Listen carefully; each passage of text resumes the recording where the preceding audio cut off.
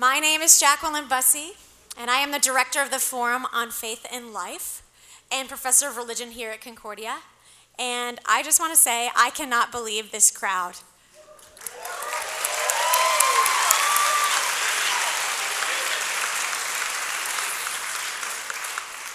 This is so great. On behalf of the college and the Forum on Faith and Life, I want to welcome you all to tonight's lecture by renowned author and interfaith leader, Dr. Eboo Patel.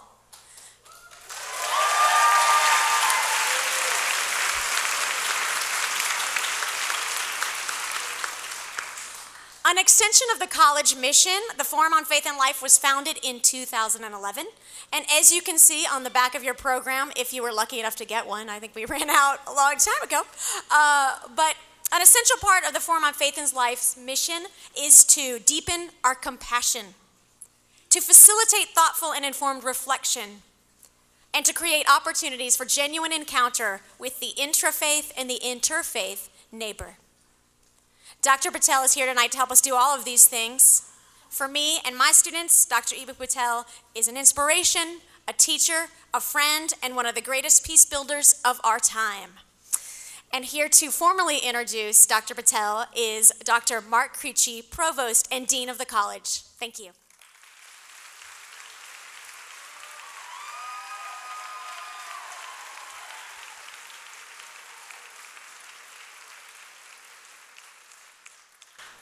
Well, it's truly my privilege and honor to introduce tonight's speaker. Dr. Eboo Patel earned his bachelor's degree from the University of Illinois, where he majored in sociology, and he went on to study at Oxford as a Rhodes Scholarship, getting his PhD in the sociology of religion. Early in his career, Dr. Patel wondered how youth of different faith traditions could connect around a common core value, service to others. While at Oxford, Eboo helped organize interfaith service projects in India, South Africa, and Sri Lanka. And he brought this experience back to his native Chicago and founded the Interfaith Youth Core in 2002. The Interfaith Youth Core is dedicated to bringing people of diverse religious traditions together around meaningful encounters of service to the neighbor. In so doing, Dr. Patel and his associates hope to inspire tolerance and understanding in an age all too often defined by animosity between people of different faith traditions. Because of this work, Dr. Patel has received national and international recognition. He was named by U.S. News and World Report as one of America's best leaders in 2009. He served on the White House Advisory Council on Faith-Based and Neighborhood Partnerships. In his first book, Acts of Faith, the story of an American Muslim, the struggle for the soul of a generation, won the Louisville Grandmeyer Award in Religion. I had the pleasure of reading his latest book, Sacred Ground, Pluralism, Prejudice, and the Promise of America, over the 4th of July weekend this summer. It was a wonderful book to read as we celebrated this nation's founding, because Eboo's patriotic passion for this country was expressed as he celebrated America's freedom of religion, even while being confronted by religious intolerance. He celebrates America's promise of equal rights because he knows that our work is not done. He writes, "What is even more astonishing is our refusal to stand still, to be content with past progress or favorable comparisons to other nations. We constantly seek to improve this pluralist, participatory, patchwork democracy." Please join me in welcoming to Concordia College Dr. Eboo Patel.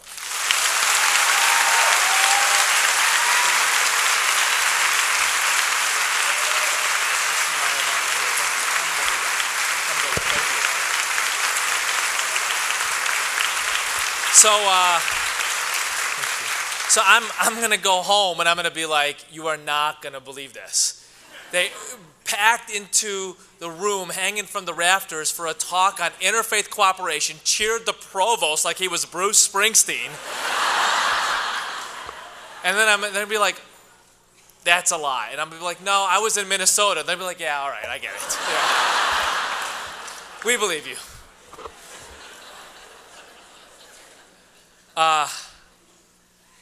Anybody who writes a first book gets done with that book and has one line: I am never doing this again.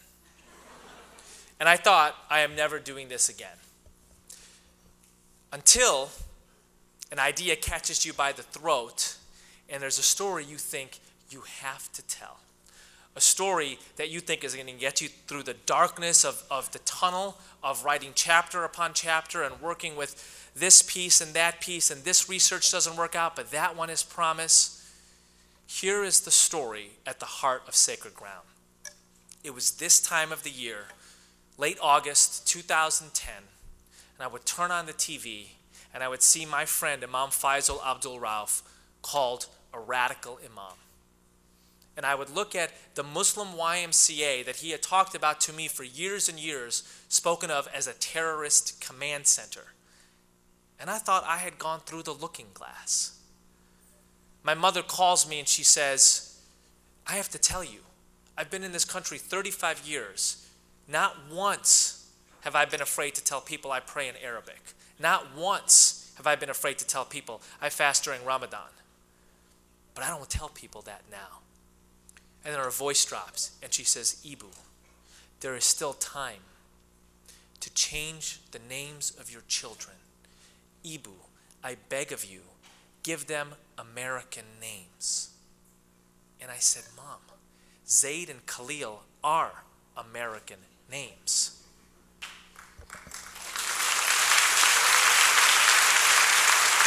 You turn on the TV and you see another mosque being blocked. You see a story of a group of Sufi Muslims coming out of a prayer space in Buffalo, New York, and shots being fired at them. You hear a story of a Muslim cab driver being asked, are you Muslim? Him saying yes and getting stabbed 4 times. And I'm thinking to myself, what is happening? And I teetered between anger and despair during the holiest month of the year for Muslims, during Ramadan. I would open my speech with the line, are we entering a new era of religious prejudice in America? And I would go from beginning to end of all the eras of religious prejudice that I knew of in American history. And I would say, is this a new chapter? And I would talk about all these dark and ugly things. And one day, during Ramadan 2010, late August, I get a call from one of my heroes, a white convert to Islam, born Mark Hansen. Now we call him Sheikh Hamza. He calls me. Sheikh Hamza is a little bit like the mad scientist from the Back to the Future movies. Kind of appears in my life like poof, says what he's got to say to me, and then disappears again. Calls me, Ramadan Kareem, Assalamu alaikum Eboo, walaikum assalam Sheikh Hamza, Ramadan Kareem. How are you? I'm not a good liar. I'm definitely not going to lie to Sheikh Hamza. I'm not doing so good. I'm angry. I feel lonely. I feel like my country is in thrall with ugly lies, and it wants to be. And Sheikh Hamza, who is not one to hold his fire from either the nation that he loves or the faith that he belongs to, said something to me that turned my world upside down. He said, you're getting this wrong, Eboo. These are the moments that change agents yearn for. These are the times when our nation is molten and can be shaped.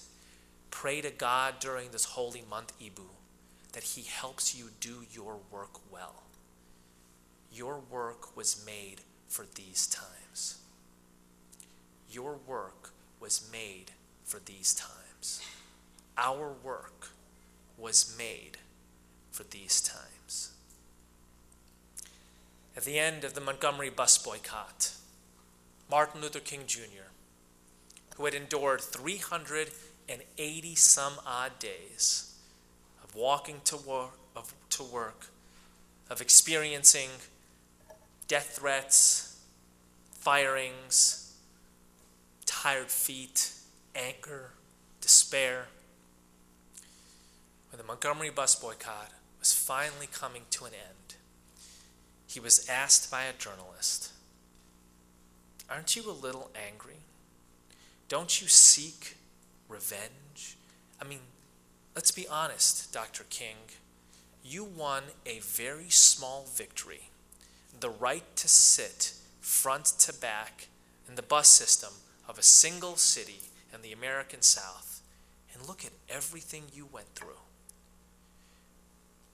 King's home was firebombed. He found out about it when he stepped to the lectern at a church to give a rousing revival talk, and Ralph Abernathy, his closest friend in the movement, comes up and whispers in his ear, "Your house has been bombed." And King says, "Are Coretta and the baby okay?" And Abernathy says, "I don't know." I think to myself, King in that moment, asked by that journalist, could have said, "Yeah, I'm angry. Yeah, I mean, this is all we get for all we did." You know what he actually says? This isn't the time for revenge. We have the opportunity to inject a new dimension of love into the veins of our civilization. This is the moment for redemption. This is the moment for reconciliation. This is the moment to build the beloved community. We are experiencing that new moment. A time to build a beloved community in a nation founded to do so. There's this beautiful passage in the work of the political philosopher Michael Walzer, where he says that for centuries, political philosophers believed that you could only have diversity in empires. Democracies, by definition, had to be homogeneous, religiously, racially, ethnically. How would one group of people from one background allow for another group of people's candidate to win an election? They would consider it illegitimate. They would revolt. There would be a civil war, by definition. End of section. Beginning of new section. This sentence. Until the United States of America. We are the first nation to give rise to the notion that people from the four corners of the earth, praying in Greek and Latin, in Hebrew and Arabic, praying not at all, could come together to build a country. It was part of the ethic of this land even before we were a nation. In the 17th century, when the Governor General of what was then New Amsterdam, Peter Stuyvesant, banned Quaker prayer meetings, a group of people gathered in what is now known as Flushing, Queens, to write what we call the Flushing Remonstrance, saying that actually they would welcome Quaker prayer meetings. And if anyone, Jewish or Baptist or Congregationalist or Muslim, should come unto them with goodwill, they were committed to seeing the light of God in all of them and would welcome them with equal goodwill. They presented the remonstrance to Governor General Stuyvesant, who threw half of them in jail and banished the others. But the American course was set. We will be a nation that welcomes the contributions of multiple communities, that is committed to equal dignity and mutual loyalty, that nurtures cooperation amongst all. In 1790, when George Washington, the new president, the first government of the United States of America, receives a message from a man who is scared, the leader of the Hebrew congregation of Newport, Rhode Island, who knew full well what his people, Jews, had experienced for centuries elsewhere, hounded and hated and harassed, sends a message to Washington saying, "Will we be safe here?" George Washington uses the occasion of his response to continue that course of American pluralism. This government, he says, will give bigotry no sanction, persecution no assistance. May the children of the stock of Abraham sit in safety under their own vine and fig, and let there be none to make him afraid. Ends that letter with this line.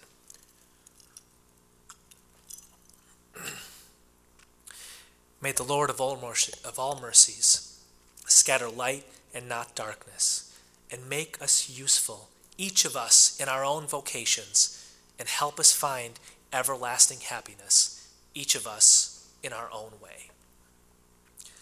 That letter to the Hebrew congregation of Newport, Rhode Island, belongs, I believe, with the Declaration of Independence, with the Constitution, with the letter from the Birmingham jail as one of the key documents of the American tradition. And the course continued. In the late 19th century, when Jews and Catholics were streaming into America from Eastern and Southern Europe, and a movement was growing defining America as a nation that didn't allow them in, the Know-Nothing Party, other nativist elements. Jane Addams builds, a mile from my office on the west side of Chicago, what she calls a Cathedral of Humanity, Hull House, and calls those Jews and Catholics not strangers, but citizens. We inherit one of the most astonishing traditions of pluralism, of the idea that people from different backgrounds ought to have their identities respected, ought to have relationships with different communities, ought to commit themselves to the common good. One of the most astonishing traditions of pluralism known to humankind. And as part of that tradition, there was an original sin. The sin of slavery. And if the people who had experienced the whip of the slave master in Alabama and the business end of the police baton in Harlem had not said that America was not a lie, had said instead, we are a broken promise, and we, the African American community, the civil rights movement, will give our bodies and our bones and our blood to fix it. The project might have stopped. The experiment might have ended. I look back at the work of that movement, what I call the second pillar of American pluralism after the founding ideals. And I think to myself, I am in this country because Martin Luther King Jr. I am in this country because of Malcolm X. I am in this country because Langston Hughes said, America never was America to me, and yet I swear this oath, America will be. So what do we owe, those of us who inherit the legacy of this pluralism, who live in early 21st century America, the most religiously diverse nation in human history, the most religiously devout country in the West at a time of global religious conflict? There's a great line by T.S. Eliot. We do not inherit traditions. We work to make ourselves worthy of them. How will we make ourselves worthy of the American tradition of pluralism? I think we do it by naming it simply. You know what we know in America from generations of experience? Generations of some groups of people saying, you know what? We're actually better apart. Other groups saying, we're better divided. Some folks saying, we're better fighting. People saying, it's better when my people dominate your people. There has always been a group of Americans, the forces of pluralism, saying, we are better together. And that is a sacred project. I got to tell you, every time I heard that Cordoba House, the Ground Zero Mosque, couldn't be placed a few blocks away from where the World Trade Center once stood because it was sacred ground, I thought to myself, I agree with that. But 1,000 miles south, that's sacred ground. 300 miles north, that's sacred ground. 3,000 miles west, that's sacred ground. Forgive me if I believe the folk songs. Forgive me if when I pick up my 6-month son when he is just born and when he can't sleep at night and my wife says sing to him, the first song that comes to mind is From the Redwood Forest to the New York Island. Right? Forgive me if I think it's true that this land is our land, that it welcomes our contributions, that it relies on them. That's what makes America, America. Now here's the thing. Pluralism never fell from the sky. It never rose from the ground. People built it. Those 30 people in Flushing, Queens in the 1650s, they had to gather together to write that remonstrance. George Washington, probably over the advice of several people around him, had to write that letter to Moses Sessions. Jane Addams, with a bunch of people saying, "You're crazy," had to build Hull House. Martin Luther King Jr., in the teeth of very real and justified anger and desire for revenge, had to point to the beloved community. We owe this legacy of pluralism to previous generations of interfaith leaders. I will tell you how we live up to it: by being this generation's interfaith leaders, by affirming and extending pluralism in our time, by protecting the promise and knowing also that it is America's genius. Because when people from different backgrounds are given their dignity, they will work to build up that society. That's the history of Concordia College. Because this community of people was given its rights and its dignity, it built institutions like this that serve a broader society. So what does it mean to be an interfaith leader? At my organization, Interfaith Youth Core, we put this in 3 parts. Part 1 is voice. Part 2 is engage. And part 3 is act. Let's start with voice. One of my favorite lines in contemporary American music is by Ani DeFranco. "You're only as loud as the noises you make." And I think to myself, there's a lot of noise being made by the forces of prejudice. There's a lot of noise being made by leaders who believe that we are better apart.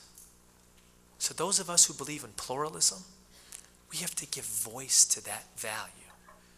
We have to tell the stories of the American tradition that lift up pluralism.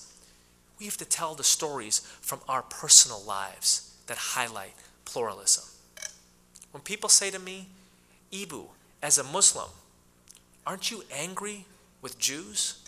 I'm like, no. From the beginning, I felt solidarity. And they're like, "What are you talking about?"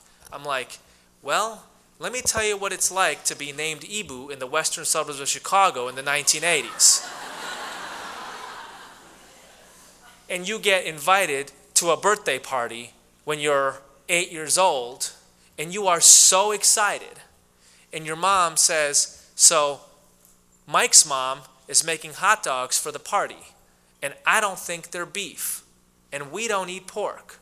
So here are 2 Vienna kosher hot dogs, and I want you to ask Mike's mom to grill them in a separate pan in the kitchen." And I'm like, why don't you just kill me? First, you name me Eboo. Then you put samosas in my lunch. Now, you want me to tell Mike's mom that I got special hot dogs. Really? I go in the kitchen. I sneak in the kitchen. Right? I'm like, nobody's going to miss me during Duck, Duck, Goose.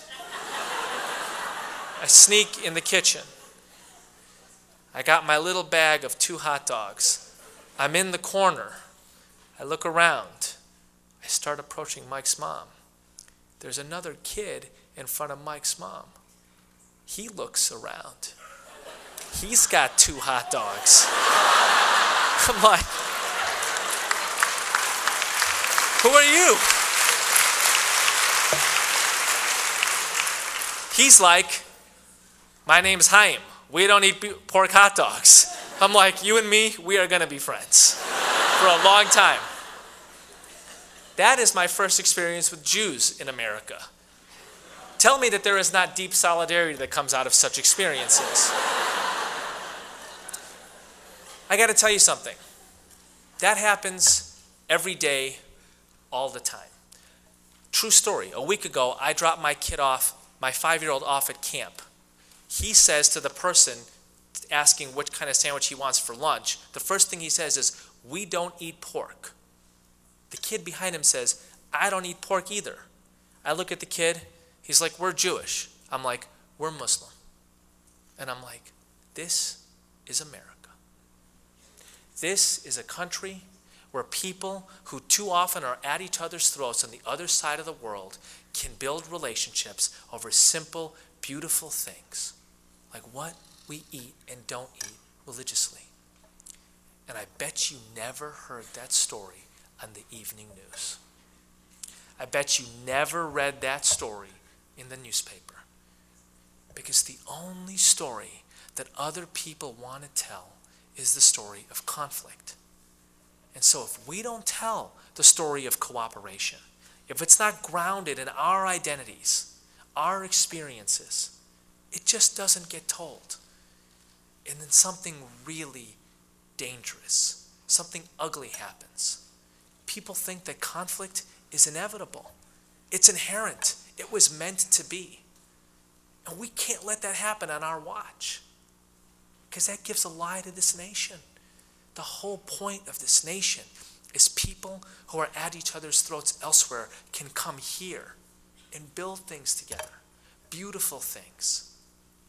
And that maybe the patterns in the Middle East will change when the patterns of the Middle West, the stories are told. We have to give voice to those narratives, to those experiences. That's part one of interfaith leadership. Part two is you got to engage. You got to engage with people who are different from you. I'm going to tell you some simple social science stuff. We know from the social science data that if you have a positive, meaningful relationship with a person from a different religious background, your views of that entire religious community improve. The nerdy term for this is the availability heuristic. If the available image for you when it comes to Islam is Osama bin Laden, well then, that's how you see Muslims. But if the available image for you when it comes to Islam is Muhammad Ali, or Mos Def, or Hakeem Olajuwon, well then, that's how you see Muslims. Positive, meaningful relationship. Now I'm going to tell you another story. 1950, great black scholar comes to Philadelphia. Mordecai Johnson, president of Howard University, he comes to give a talk on Christian love, the Fellowship House.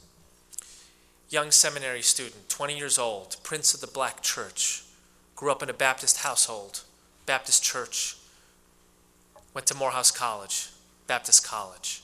He's in the north for seminary education. He wants to go see President Johnson preach on Christian love. And when he gets there, I sometimes wonder what happened in his head when Mordecai Johnson uses as the embodiment of Christian love the example of an Indian Hindu. What must Martin Luther King Jr. have been thinking to himself? I mean, there's times when I'm surprised that he didn't just turn around and walk out of that lecture hall. I mean, think about how relatively homogeneous his experience was up until that time. Think about how easy it would have been to say, I can't engage that because my religion has the monopoly on love and truth and goodness. Instead, King says, what is it about how Gandhi viewed Hinduism that inspired his movement of nonviolence in India, a movement that removed an empire from a subcontinent? What would it be in the Christian tradition that I would rely upon if I was in Gandhi's place? And he goes back to his seminary library. I have this image of King.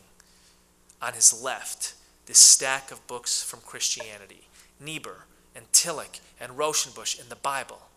And on his right, a stack of books on Gandhi and Hinduism, the Bhagavad Gita and biographies. And he's asking the question, how did Gandhi relate to Hinduism such that he had a strong, total commitment to nonviolence? How do I get that from Christianity? King is so moved by Gandhi that he goes to India in 1959. Gandhi's been dead for 10 years, but he wants to see the movement that Gandhi nurtured. And what he's most astounded by is that it's not just a movement of Hindus. It is a movement of Jains and Sikhs, Muslims and Buddhists, Christians and humanists. King comes back to his church in Montgomery, and on Palm Sunday, he preaches in his sermon, "O God, our gracious Heavenly Father, we call you this name. We know some call you Allah. We know some call you Brahma. We know some call you the unmoved mover." What if King had disengaged? What if Hinduism and Gandhi was just too different from him? What if he'd done the opposite thing and said, "I'm jumping ship to that religion"? The beauty of engagement is that what you learn from a different tradition and community deepens your practice and your study in your own. You are enriched by others and stronger in your own. And King and Gandhi is just one example of engagement. Here's another. It is in the third category of interfaith leadership. It's acting. Interfaith leaders voice their value of interfaith cooperation, they engage with others, and they act together. So if there's one person who I think had every right to come to America and focus only on his own community, it is a man who missed the trains running from Warsaw to Auschwitz by 6 weeks, who is the scion of Eastern European Hasidic rabbis, part of that lineage, who watched 6 million of his people burn in Hitler's hellfires. When Abraham Joshua Heschel came to New York, in my view, he had every justification to say, "I'm just going to be committed to the flowering of Judaism after the horrors of the Holocaust." You know what he did instead? He hears of the civil rights movement. He reads and listens to Martin Luther King Jr. He decides, I have to go see this person. I have to do darshan with him, the Hindu word of personal witnessing. And in 1963, Heschel comes to my city of Chicago, to the Chicago Conference on Religion and Race, and he hears King bring his sermon from the Hebrew prophets, from Amos, "Let justice rain down like waters and righteousness like a mighty stream." And Heschel thinks to himself, the soul of Judaism is at stake in the civil rights movement. And 2 years later, in Selma, one of the most important and iconic marches in American civil rights history, the blood is not yet dry in the Edmund Pettus Bridge.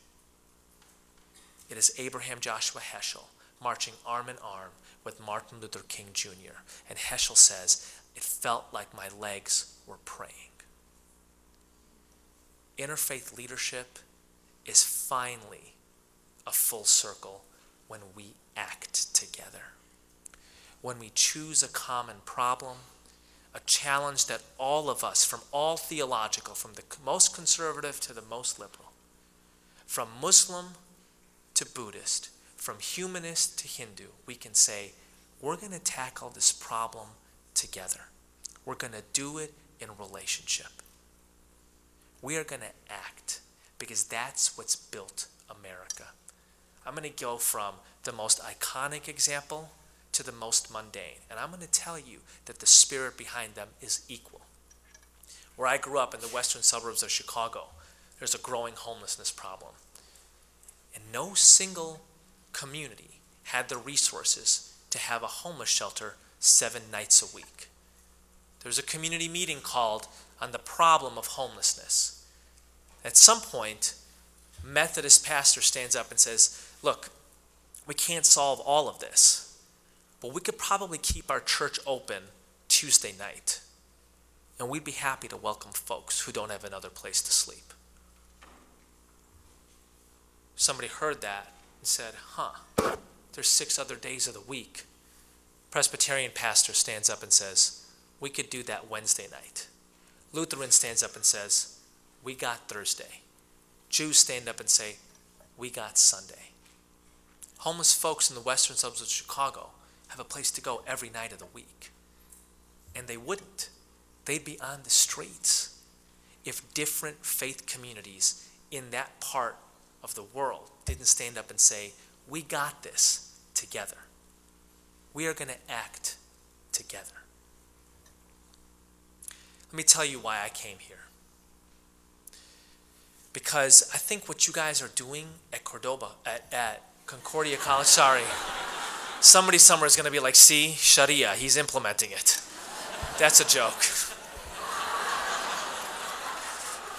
That's a joke. I hope the people streaming that caught the joke part. I am mad impressed by what you guys are doing at Concordia College. I am seriously impressed by a strategic vision that has interfaith cooperation as a signature element. I am seriously impressed when a college says, it is because we are Lutheran that we welcome people from different faith and philosophical traditions and we send them out to serve all parts of the world. I am seriously impressed.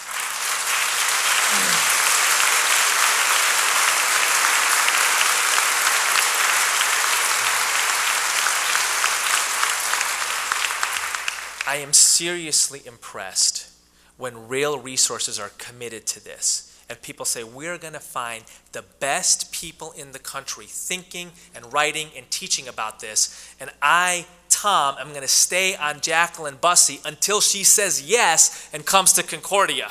It only took a year, but they got you.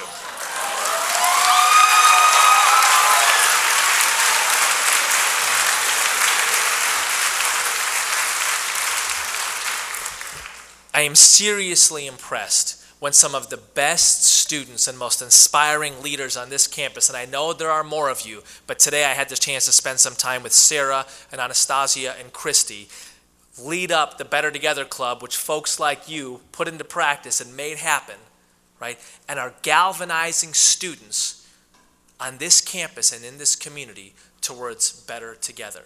By the way, first public meeting next Sunday night. Don't miss it. I am seriously impressed when you say, Fargo-Moorhead is a perfect community to do this in. And we're going to make sure that that community is involved. But we're not going to stop there. Why shouldn't we be a national model? Why shouldn't colleges, presidents, students, chaplains, faculty from all over the country be coming here and saying, so tell me, how did you do this again? How is it that you have nurtured interfaith leadership in a critical mass of the student body?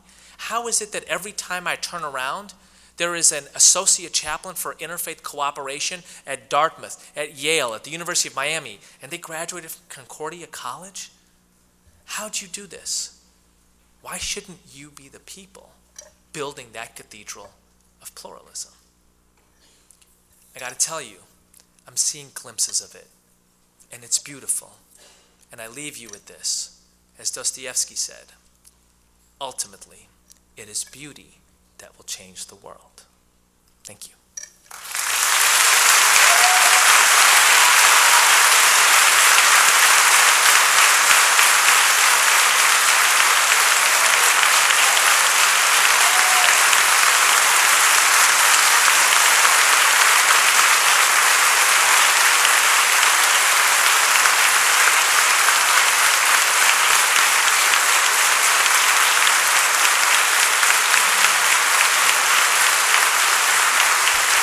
Alhamdulillah, thank you. Okay. All right, we're cutting into Q&A time. Thank you. Alhamdulillah. I told President Kraft and Professor Bussey at about 6:30, I'm like, this never happens, but I have a splitting headache. I'm going to try to make it through. And then I'm like, maybe the adrenaline will kick in. Well, the adrenaline kicked in. I feel great.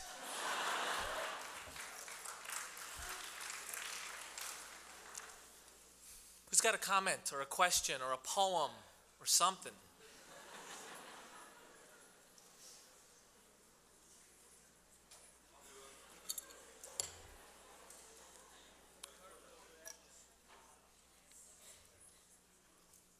Hey. Hey. How you doing? Good, man. Yeah, I think it's great in here. So you talk a lot about faith. I'm an agnostic. A lot of people like to say, hey, you don't have a faith tradition. I love all of you and all of your faith traditions. I have a lot of atheist friends as well that don't have, faith. So I want to get the message out of what you think faith is, define it, and kind of see that we can bridge that gap as well. Yeah, I appreciate that a lot. So I got to tell you that I have learned a lot from your community in this work. And here's what I've learned, that folks like you show up in the front seat and you like nod, and every once in a while you look at me quizzically, and I'm like, yeah, I should probably have improved that part of the speech beforehand. and you're like, I am engaged in pluralism. I care about this. It is part of my tradition, and my tradition is not a faith tradition. Maybe my tradition is a family tradition, an ethnic tradition, a racial tradition, a philosophical tradition, right? So I've learned a lot from your community. And as I think back, a lot of my heroes were non-religious folks. A lot of them are religious folks. A lot of them, like Walt Whitman and John Dewey, were not religious folks. So we're at a place now where 20% of IFYC's staff, of 35 people, would probably describe themselves as atheist, agnostic, seeker, humanist. I'd say 20%, 25% of any of our programs is that. And we believe that, we know based on evidence that those folks contribute and lead in exemplary and powerful ways, right? So the language, if you'll notice, what I try to do frequently is to say Muslim and Jew, Buddhist and evangelical, Hindu and humanist. Like, I want to be explicitly clear that communities that communities who don't profess a particular faith tradition are welcome at the table because you contribute, right? So if I didn't say that explicitly enough, I apologize, and I appreciate you offering and underscoring your presence here and your desire to contribute and be a part of this and be a leader in it. Thank you.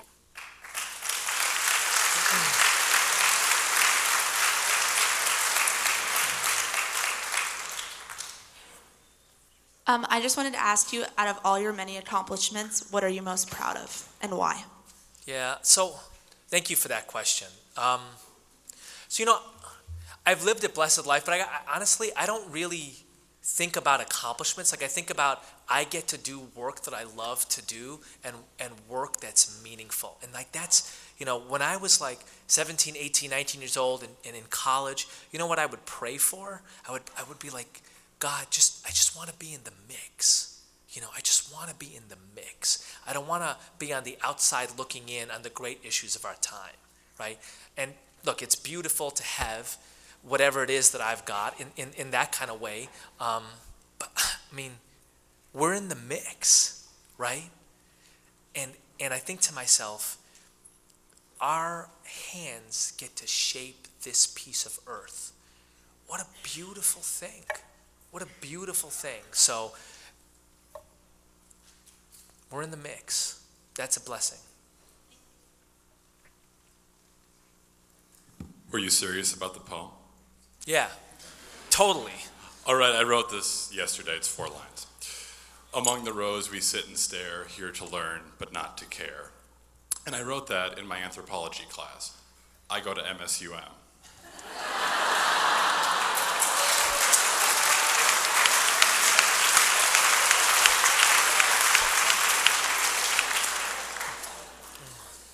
And I come over here for productive dialogue.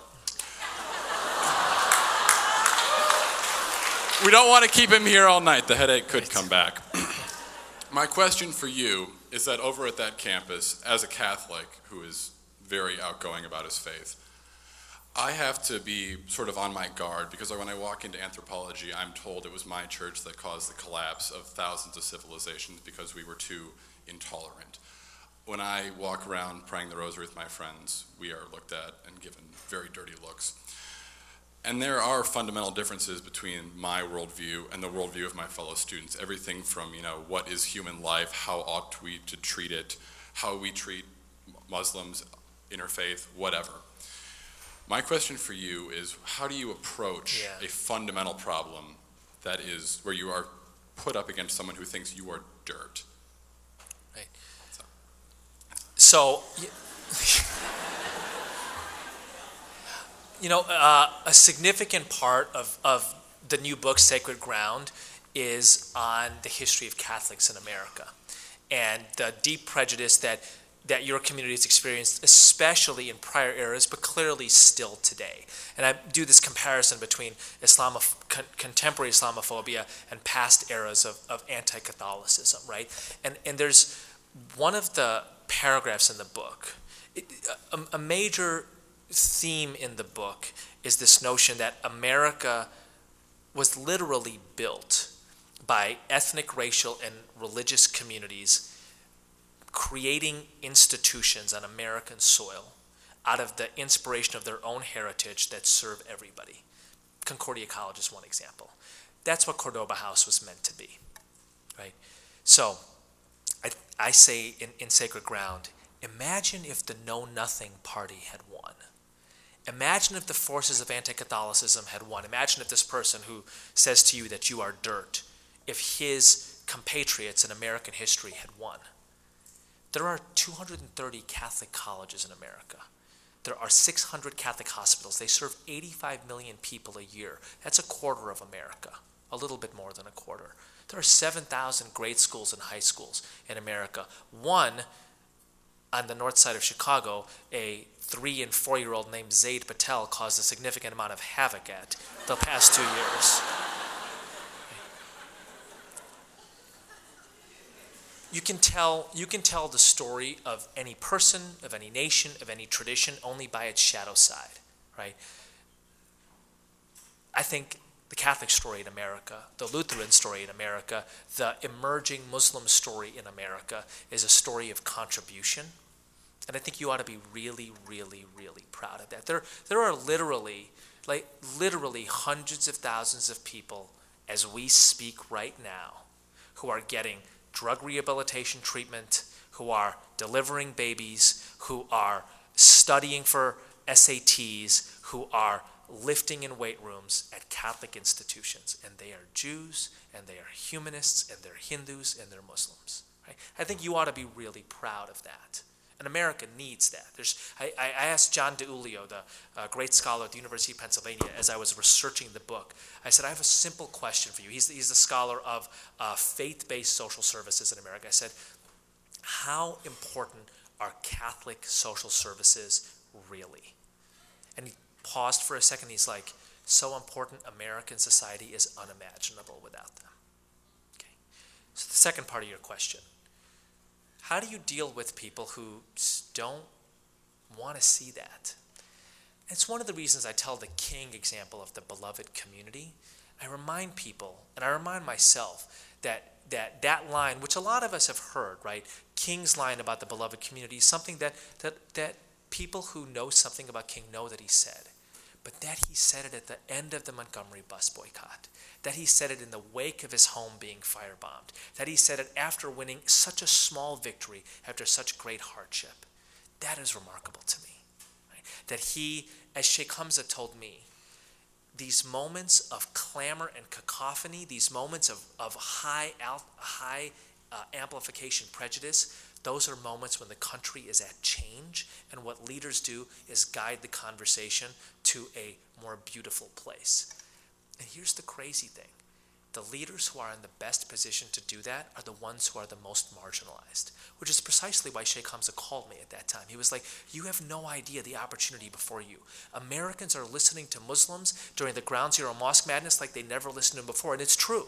I mean, I'm on a Sunday morning talk show. I'm being quoted in the New York Times. I have USA Today op-eds. You know, that never happened before. It's probably never going to happen again. Why? Because people wanted to hear from the group that's being marginalized. I could either affirm the ugliness of prejudice, or I can point to a more beautiful place.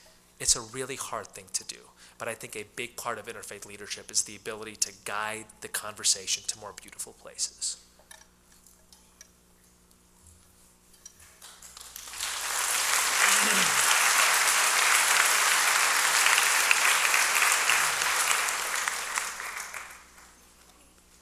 I just kind of have a question because I read your book over the summer and it really, really affected me and kind of changed how I came into Concordia this year. this thing that you talked about, Ubuntu. People are people. Ubuntu. People. Yeah. And at my high school, it had always been kind of separated. Like, the Bosnians kind of all stayed in one area because they were ELL, English language learners. And so I never really got exposed to that. But how, as someone who's searching for faith or religion or however you want to call it, how do I go about kind of getting through other people and kind of like moving towards that togetherness? Yeah, what a beautiful question. Thank you for that. So I think that there are a couple levels of this. One is, it sounds like there's a personal journey you're on, and that's the story of Acts of Faith. It's me finding that I'm ridiculously inspired by Dorothy Day, that I'm unbelievably inspired by Dietrich Bonhoeffer, and wanting to learn from that tradition, right? And so part of what I do, and this you can imagine thrilled my immigrant Indian parents, right? I'm like, Dad, I'm gonna spend this summer in Catholic worker houses, living with homeless people, and potentially some drug addicts. My dad's like, I thought we were interning at a law firm. What happened to you? Right? So part of the power of college for me was the exposure to those figures, like Dorothy Day, like Dietrich Bonhoeffer, like William Carlos Williams, and then the recognition that exists in the world, that these aren't just people of the past, that their exponents live today, and I can actually go live with them. I can see what that's like. One of the things I love about Concordia is how it sends you students out into the world. So you have this opportunity to read about these great heroes in your classes and then go experience the institutions or communities that they built, right? So I think for me that was a big part of my personal journey, and you know that because you read Acts of Faith. I think the second thing is, so take advantage of that. And you are in a place that takes that very, very seriously, right? There are, you could probably count on your hand in this country the colleges that take as seriously vocation, which is the who am I and what am I meant to do in the world question, and leadership as Concordia College, right? You're in a special place when it comes to that. Here's the second thing, this notion that you're talking about. Does diversity simply lead to segregation? Yeah, it could, right? One of the things we say a lot at Interfaith Youth Core is diversity is not necessarily a good thing. It's just a fact, right? Diversity just means people from different backgrounds in close quarters together. For several years in Baghdad, the fact of diversity equaled civil war. That is not good. For a generation in Belfast, the fact of diversity meant civil war. That is not good. It takes people to move diversity to pluralism. Use this metaphor, right? People love the metaphor of bridges between different backgrounds. Bridges don't fall from the sky. People build bridges. If you want to bring the Lutheran Christians and the Bosnian Muslims across the divide of language together at your high school, somebody's got to create that project.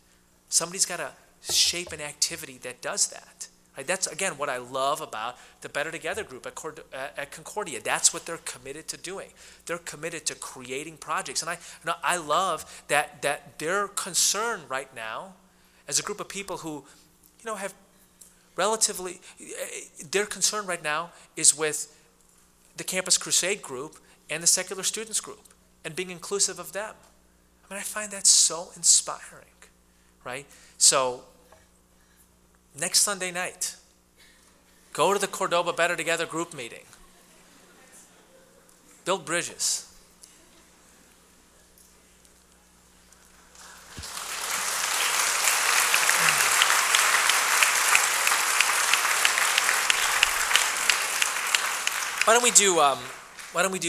Here's what we'll do.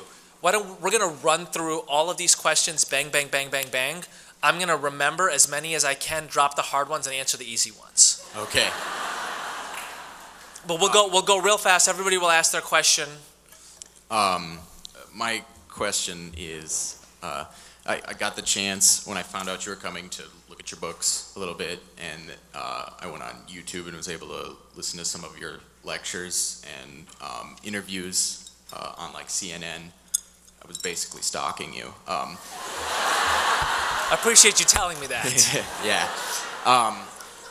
My question is, you mentioned earlier how knowing somebody of another faith group really completely changes what you think of that faith group. And that happened to me one summer when I worked with a Muslim.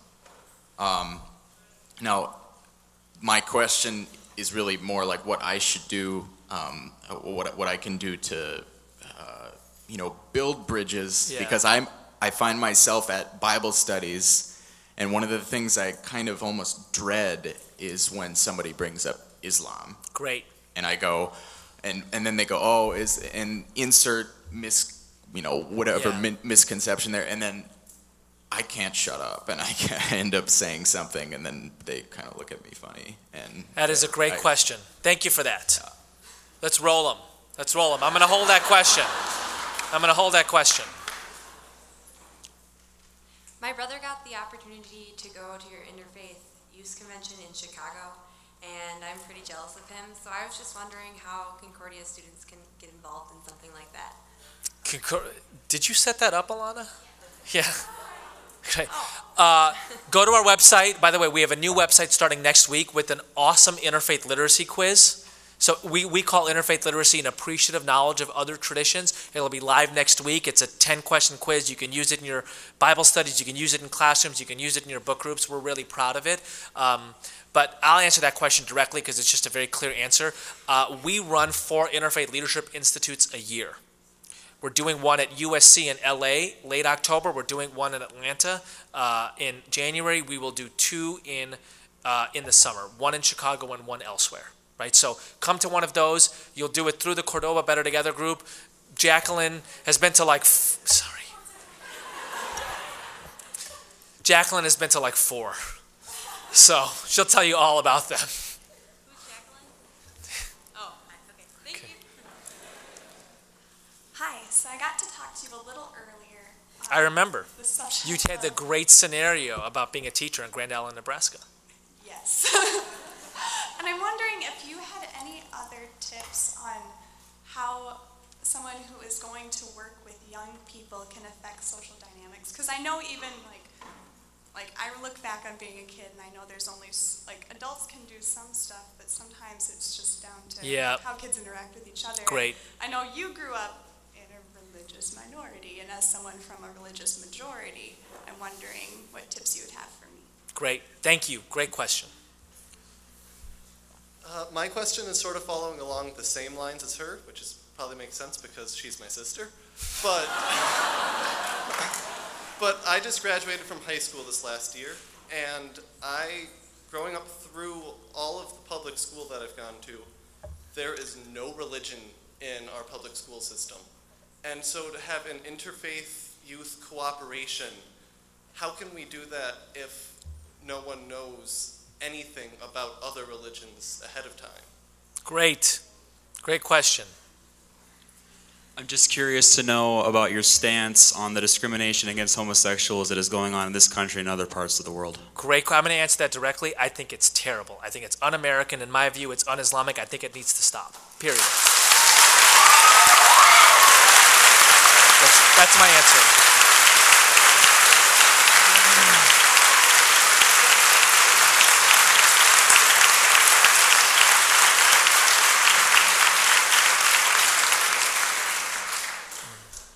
My question is kind of pertaining with all your work you've done with the White House and the upcoming election.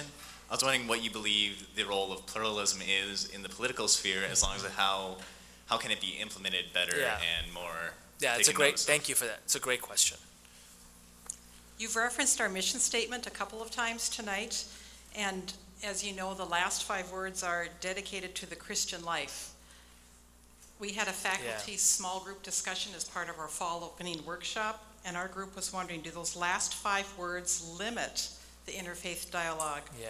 Or limit that sense of inclusiveness that you're advocating? Man, these are great questions. Okay, I'm going to try to be... One more quick one. Can you hear me okay? I can hear you just fine. Looks like you're stage diving, by the way. I teach public speaking and I coach the speech team here at Concordia. You are an unbelievable Alhamdulillah. Alhamdulillah.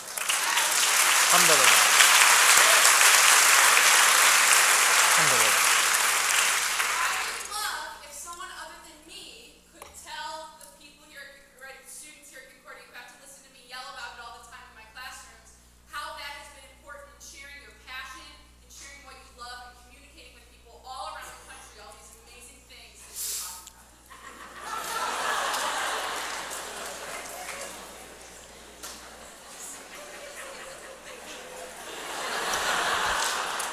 I have heard every version of every question in the 10 years I've been doing this. I have never had a speech teacher say, will you tell people how important my speech classes are? So,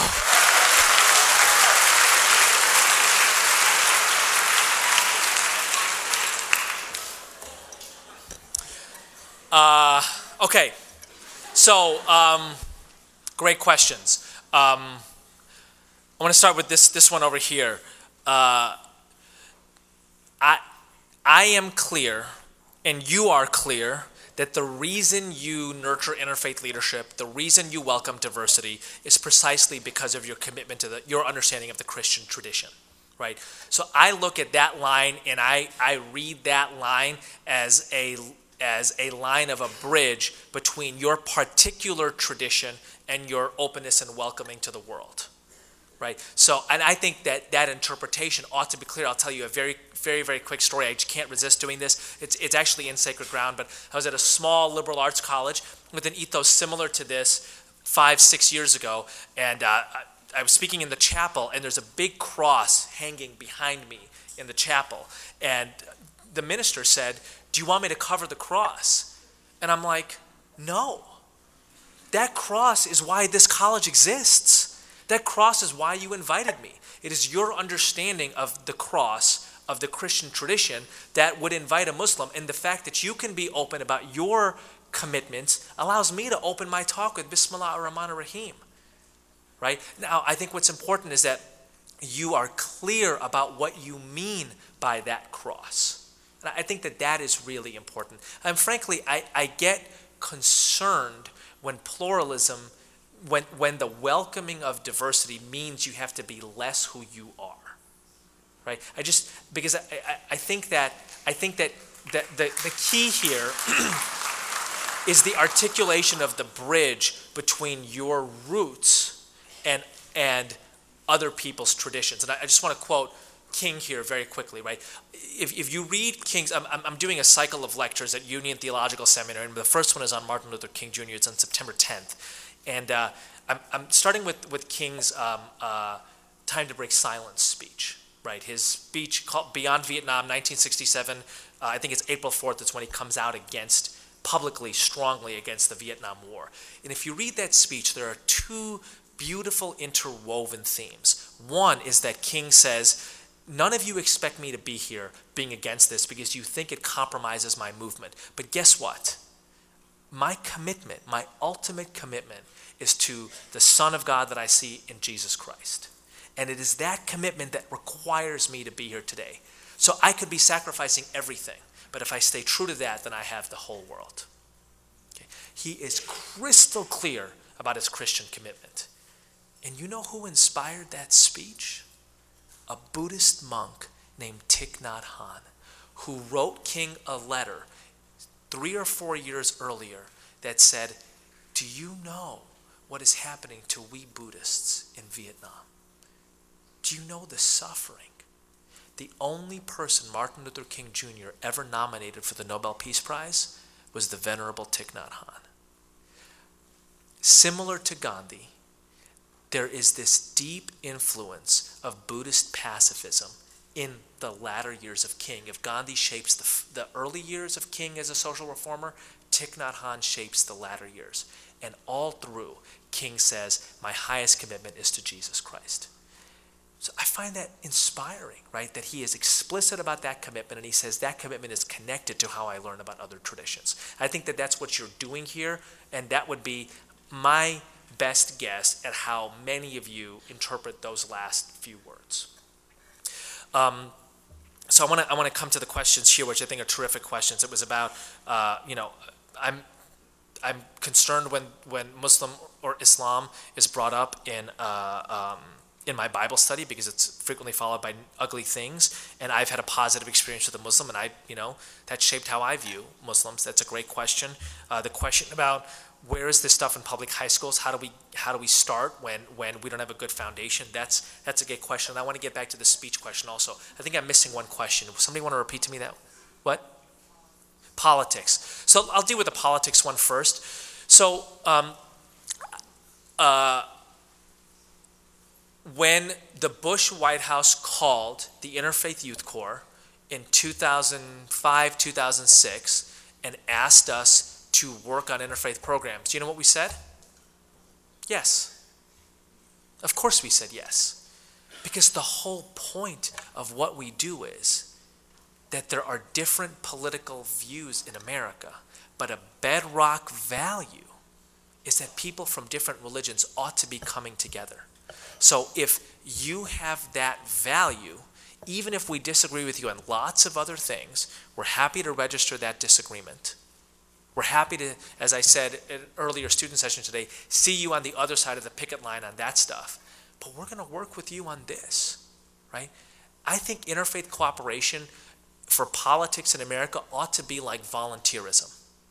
It ought to be fully owned by all political views. Now, it's not right now, but that doesn't mean it can't be, right? And one of the things I do in Sacred Ground is I tell the story of a lot of Republicans who stood up for Cordoba House in the summer of 2010. You know who the single most important advocate of Cordoba House was in 2010?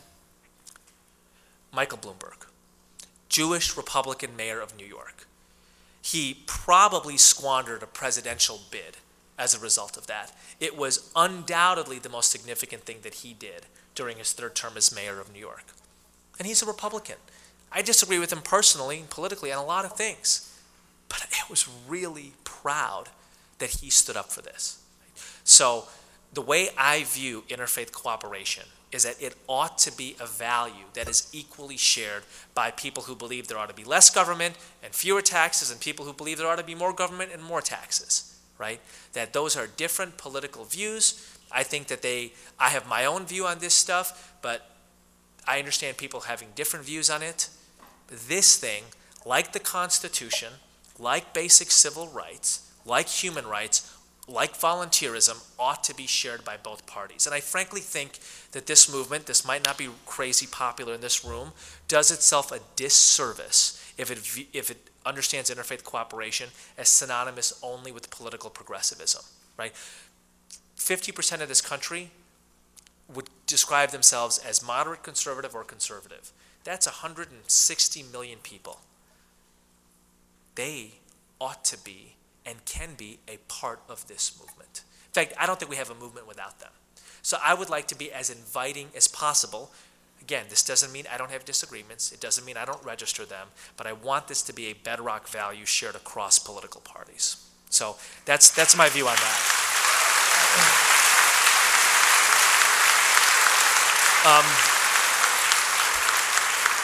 So I want to address the public high school question first, which is one of the things that we talk about a lot at Interfaith Youth Core is interfaith literacy. And what we've done in the last 20 or 30 years in America is we've made giant strides around multicultural literacy, right? When I went to high school 20 years ago, I read in the English curriculum, there was not a single writer of color. That's not true anymore. There are several writers of color in the English curriculum of my high school now, right? Why? Because we realize that in a multicultural country, people of different races, ethnicities, and nationalities, we ought to know something about them. And not just from the evening news. We ought to know their civic and scientific and literary contributions. We ought to have that literacy. The most religiously diverse country in human history. We ought to have some appreciative knowledge of Hindus and Jews and evangelicals and humanists and Sikhs and Baha'is. We shouldn't just know something about Sikhism when 6 of them are murdered by a madman in Oak Creek, right? They're a part of the national fabric. We ought to know something about that tradition, but you can't know anything if you're not taught it. So part of what we're doing at Interfaith Youth Core is saying, listen, interfaith literacy, an appreciative knowledge of multiple traditions ought to just be part of what it means to be educated in America. Now that's a 30-year plan, right? Just like 30 years ago, if you were like, look, you probably can't call yourself educated if you've never read anything by a black writer. Okay? The tradition from Phyllis Wheatley through Toni Morrison is one of the most important literary traditions America has. You just got to know something about it. I think in 20 or 30 years, you can't call yourself educated if you don't know something about Hinduism or Islam or Judaism or Catholicism. Part of being a citizen in this country. So, and again, our contribution to that is this Interfaith Literacy quiz, which I hope you check out next week, and I hope that you find useful in your classes and in your Bible studies and in your book groups, etc.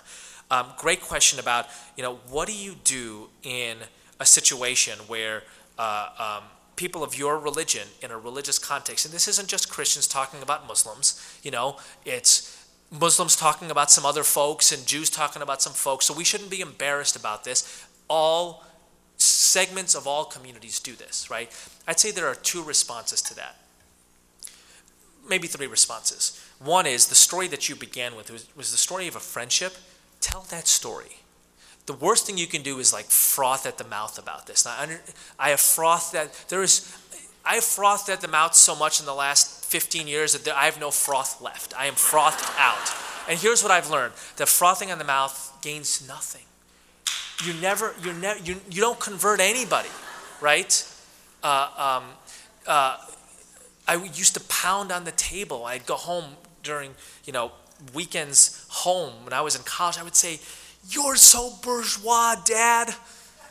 My dad's like, "If you use the word bourgeois in my home one more time, you can find some other bourgeois dad to pay your bourgeois college tuition." I was not converting him to people of color consciousness by pounding on the table, right?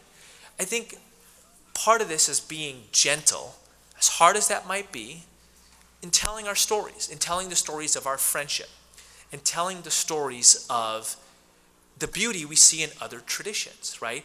That, for example, mercy is a central value in Islam. You just tell that gently, just gently. And I think the most important thing that when I hear people from my community say disparaging things about people from other communities, part of what I'll say is, look, you ought to know something beautiful about the Baha'i tradition before you say something disparaging, right? I want to tell you about my Jewish friend. But the single most important thing I say is, it is un-Islamic to hate on other folks. You are violating our tradition when you do that, right?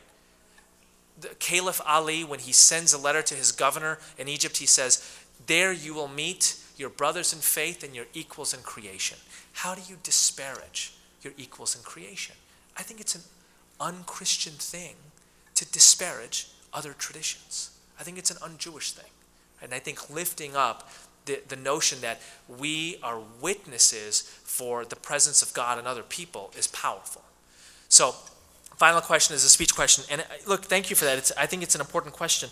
Look, one of the things that I am inspired by our Interfaith Leadership Institutes is how people who come there, we tell them, look, you have a powerful interfaith story somewhere, right? You have a story of being the kid with 2 hot dogs in Mike's mom's kitchen and meeting Chaim, right? You got to find that story, and you got to tell it.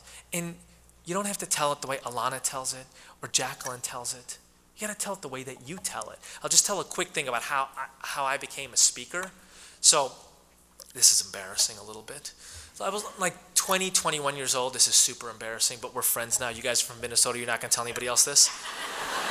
I did slam poetry when I was like 21. And my best friend is this professional poet, this guy named Kevin Colville. He's got several books of poetry out. And he is really good, right? So we'd go together, and he'd go first, and he would bring thunder. I mean, he would like rock the podium. And I looked at him, I'm like, I can never do that. And it's not me. I'm not a thunder and lightning speaker. I'm something different, and I got to figure out what that is. But if I go up there and try to fake thunder and lightning, it's just going to be bad, especially next to how good he is. So watching him occupy his space so well helped me kind of think about, well, who am I in this, right? How do I do this? And look, the final thing I'll say is the single most important thing about anybody who's a leader or an artist or just a human being is this. Here's the question we ask at our gut about other people, right? It's this: do I believe you? When you talk, do I believe you?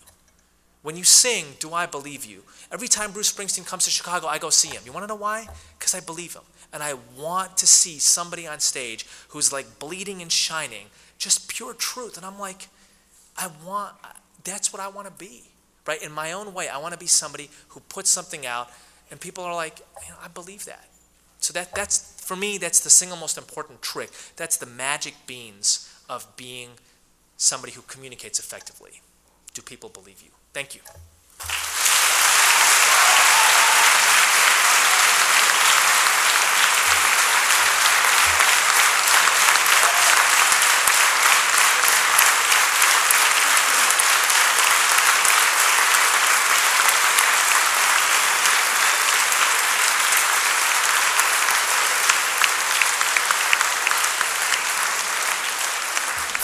Thank you so much, Eboo, for that wonderful talk and for taking an extra half an hour for Q&A for us. Okay, so I have just a couple of things. I want to thank all of you so much for coming out tonight. What a wonderful crowd. And a couple of things we need to talk about. We only have Eboo's precious time until 9:30. What does this mean for our book signing? This means two things. Number one, he is going to get up right now, and Dr. Creechy is going to escort him out smoothly to his table, otherwise he'll never make it. We all know that, right? To the table where he's going to do the book signing. And I just also ask, out of respect for Eboo, who has not been feeling well later today, that you would just hand him your book, and he will just sign it, and you will courteously move along just so that everyone can have their book signed. If you wouldn't mind, I'd appreciate it so much. Thanks again.